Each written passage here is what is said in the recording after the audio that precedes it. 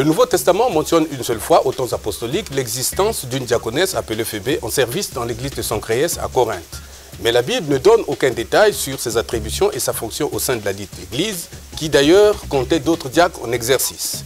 Est-ce pour autant conclure que les diaconesses et les diacres exerçaient exactement le même rôle? Le diaconat tel que spécifié par Paul dans 1 Timothée 3 peut-il être exercé par des femmes? Ce point doctrinal va constituer l'essentiel de notre échange avec le révérend Francis Tinouna. Pasteur Francis, bonsoir. Dans l'épître aux Romains, au chapitre 16, au verset 1, l'apôtre Paul dit qu'il y avait une diaconesse nommée Phébé qui était en service à l'église de Sancréès. Est-ce pour dire que les femmes peuvent assumer les fonctions de diacre dans une église? En tant que serviteurs de Dieu, nous avons la responsabilité de veiller à ce que la foi des enfants de Dieu ne dérive pas en des eaux troubles. Et je pense aussi que nous devons éviter le fétichisme qui entoure aujourd'hui cette question du ministère de la femme au sein de l'Église. Puisqu'il est parlé aujourd'hui des diacres, ou plutôt, si vous voulez, du diaconat féminin. D'abord, le mot diacre vient du grec diakonos, qui signifie subordonné, messager, mais qui veut aussi dire serviteur. Expression que nous trouvons particulièrement dans Matthieu chapitre 20 au verset 26. Et donc, un diacre, dès le départ, c'est un chrétien qui travaille en assurant une fonction auxiliaire dans une église locale et dont les caractéristiques morales et spirituelles sont donc ceux exposés dans 1 Timothée chapitre 3, versets 8 à 10. C'est ce que cette personne ou ce chrétien doit être pour pouvoir être diacre dans une église. Lorsque les premiers diacres ont été établis, nous sommes dans Actes des Apôtres chapitre 6, versets 1 à 6 en particulier, c'est là que les premiers diacres ont été établis. À cette époque-là, on ne les appelait pas encore diacres. Ils ne portaient pas encore cette appellation. Mais on va les appeler diacres parce que dans le passage même qui indique l'établissement du premier diacre, Acte 6, j'ai cité, on utilise un verbe, le verbe servir. On utilise un mot, le mot service. C'est pour cette raison-là que, plus tard, ceux qui avaient été établis dans Acte 6 furent donc appelés diacres. Parce que service, en grec, c'est diakonia, et servir, c'est diakonéo. C'est ainsi que, plus tard, ces personnes-là vont être appelées du nom de diacre. Lorsqu'ils vont être établis, ils étaient au nombre de combien? Ils étaient au nombre de 7. De quel sexe étaient-ils tous les 7? Ils étaient tous de sexe masculin. Alors, d'où vient qu'aujourd'hui, dans l'histoire, on nous parle de diacres femmes? Je sais que dans la Bible, nous avons le mot diaconesse. Mais il y a fort à parier que ce que nous mettons aujourd'hui derrière le mot diaconesse n'est pas ce que les apôtres au 1er siècle mettaient derrière ce mot. D'ailleurs, il y a un écrivain qui a travaillé sur la question, c'est Aimé Georges Martimore qui a écrit un essai sur lequel il a travaillé sur un essai d'ailleurs qui est intitulé Les diaconesses, qui est paru à Rome à l'édition liturgique en 1982, où donc il arrive à cette conclusion. Il dit jamais, alors jamais dans l'histoire, il est nu de diaconat féminin et qui avait le même sens que celui du diaconat masculin. Il faut encore ajouter que lorsque ces premiers diacres qui avaient été établis dans Actes des Apôtres chapitre 6 sont entrés en fonction, ils étaient élus et ensuite ils étaient ordonnés. C'est-à-dire qu'on les avait désignés par un choix souverain et volontaire de toute l'Assemblée et ensuite les apôtres leur avaient imposé les mains. Phoébé dont vous parlez, on pourra encore citer d'autres noms comme ça, vous ne trouverez nulle part un endroit où cette femme a été élue. Et vous ne trouverez nulle part dans la Bible un endroit où cette femme ait eu une imposition quelconque de main sur elle pour lui permettre de jouer ce rôle de diacre au sein de l'Assemblée locale. Pasteur Francis, donc pour aller droit au but, le substantif diaconesse n'est pas le féminin de diacre. Et par conséquent, les deux n'ont pas le même rôle dans l'Église. Dans la langue française, quand vous dites diacre, on peut avoir son féminin en diaconesse. Diaconesse. Mais et donc, les deux peuvent aussi avoir dans la signification spirituelle et biblique des choses, ces deux personnes ne jouent pas exactement le même rôle. Le diacre, qui est établi selon le diaconat masculin, il est élu, il est ordonné et établi par Dieu dans cette fonction-là au sein de l'Assemblée locale. Alors que la diaconesse n'est pas élue, la diaconesse n'est pas ordonnée, parce que justement son rôle se limitait à l'assistance qu'on pouvait apporter, par exemple, aux personnes de même sexe, c'est-à-dire les femmes. C'est-à-dire, pourquoi il y a eu tout de suite au sein de l'Église, dans les premiers siècles, le besoin d'avoir des femmes diaconesses? C'était parce qu'il y avait des situations pour lesquelles prendre en charge les femmes était condamné par les mœurs. Il fallait donc pour cela qu'on prenne une femme qui puisse donc assurer cette charge-là. Par exemple, la prise en charge d'une femme malade. Il serait plus facile qu'une autre femme vienne aider cette femme à la laver quand elle n'arrive pas, par exemple, à faire la grande ou la petite commission toute seule et qu'elle le fait tout là sur place. Donc, il faut qu'il y ait une femme pour la nettoyer, la laver et tout le reste. C'est pourquoi on eut tout de suite besoin des femmes pour accompagner donc les autres sœurs, les autres femmes, quand il y avait des besoins, et des besoins pour lesquels il serait vraiment malséant, il serait pas bon du tout de voir un homme assister une femme. Alors, donc, le diacre et l'assistant spirituel du pasteur, selon les attributions qui lui sont confiées. Parce qu'il a une fonction dans l'église locale. La diaconesse est une servante de l'église, mais pas forcément dans le cadre spirituel, ou pas du tout dans le cadre spirituel. Elle n'est pas dans le cadre spirituel et elle est servante de l'église de façon, on va presque dire, indépendante. Et donc une diaconesse ne peut pas être secrétaire du pasteur. Mais non, mais pourquoi? Ou ne peut pas faire partie des anciens de l'église. Non, non. Les anciens de l'église sont forts. C'est un groupe qui est formé par le pasteur lui-même, le pasteur assistant, les diacres, les administrateurs et qui plus est avec le trésorier et autres. Voilà donc ceux qui forment les anciens de l'église. Mais on n'a pas de femmes dans le groupe des anciens de l'église, ça n'existe pas. Tout à l'heure, je venais de dire que lorsque les premiers diacres avaient été établis dans Actes des Apôtres chapitre 6, ils étaient au nombre de 7, et ils étaient tous de sexe masculin. Il n'y avait aucune femme parmi les 7. Alors, Pasteur Francis, il y a quelque chose, certainement une écriture qu'on va mettre en parallèle et qui va mettre un peu en cause, remettre en cause ce que vous venez de dire. Dans le livre de 1 Timothée 3, l'apôtre Paul énumère les critères de choix d'un diacre. Donc, qu'il ne soit pas donné au vin, qu'il ne soit pas en duplicité et tout ça. Et au verset 11, et c'est là où il y a le problème, on dit les femmes de même, donc on fait une sorte de parallèle. Les femmes de même doivent être honnêtes, non médisantes, sobres, fidèles en toutes choses.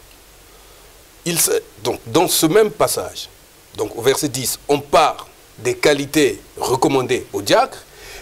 Après, l'apôtre Paul dit de même les femmes. Donc parallèlement, les femmes doivent être. C'est-à-dire que donc les femmes qui vont être diaconesses doivent avoir ces fonctions-là. Pourquoi on met ce parallèle-là entre les diacres, hommes, et les diaconesses?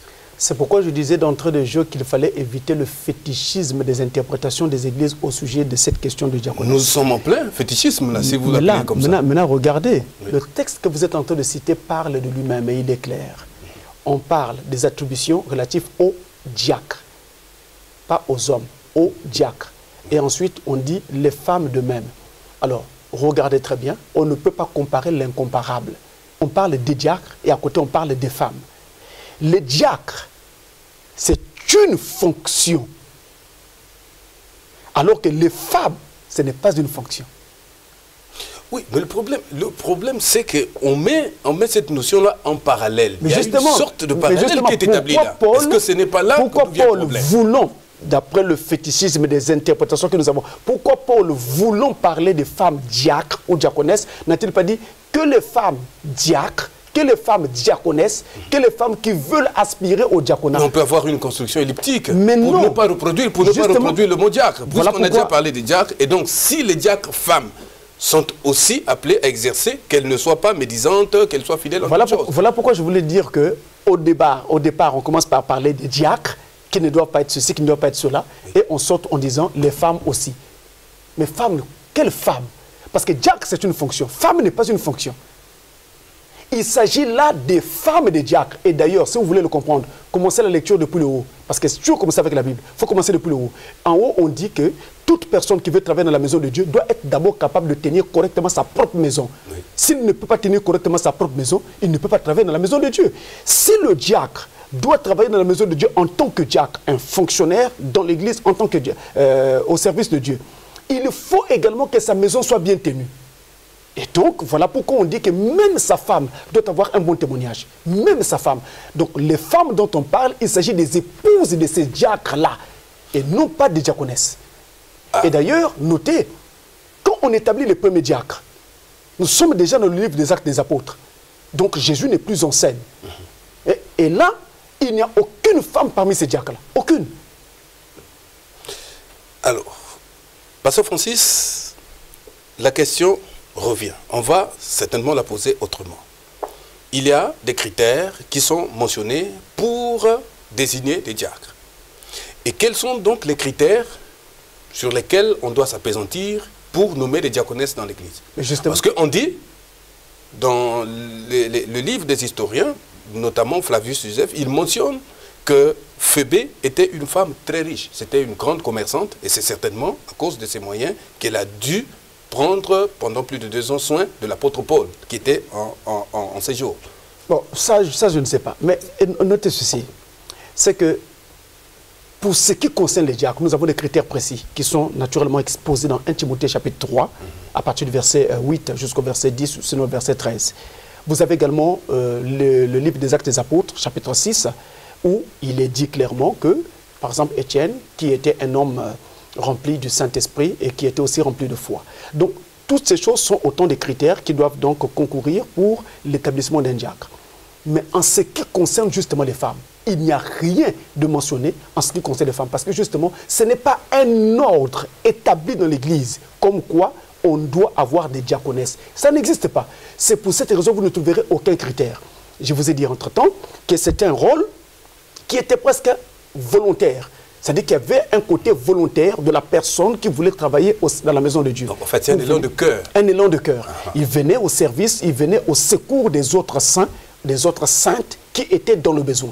Et donc, il y avait des choses comme ça. Par exemple, elles assistaient les personnes malades, mais de même sexe. Elles pouvaient aussi assister au moment de baptême, lorsque, par exemple, on devait aider les femmes à changer le vêtement pour l'heure de baptême. Donc, c'est autant de choses comme ça pour lesquelles ces femmes-là donc aidaient directement l'Église. Et c'est pour cela qu'elles s'étaient donc attirées un rang remarqué et remarquable. Et on les appelait comme ça diaconesses parce qu'elles étaient reconnues dans ce rôle. Mais je reviens et je dis, quand les premiers diacres ont été établis, on en a eu 7. Il y a eu Étienne, il y a eu Philippe, il y a eu Procore, il y a eu Nicanor, il y a eu Timon, il y a eu Parménas et il y a eu Nicolas, prosélyte d'Antioche. Et dans ces noms que je cite, il n'y a aucun nom de femme. Parce qu'il n'y a jamais eu de femme diacre dès le départ de la première église. Et jusqu'à ce que les premiers apôtres sont tous morts, on n'a jamais eu un seul diacre dans l'église.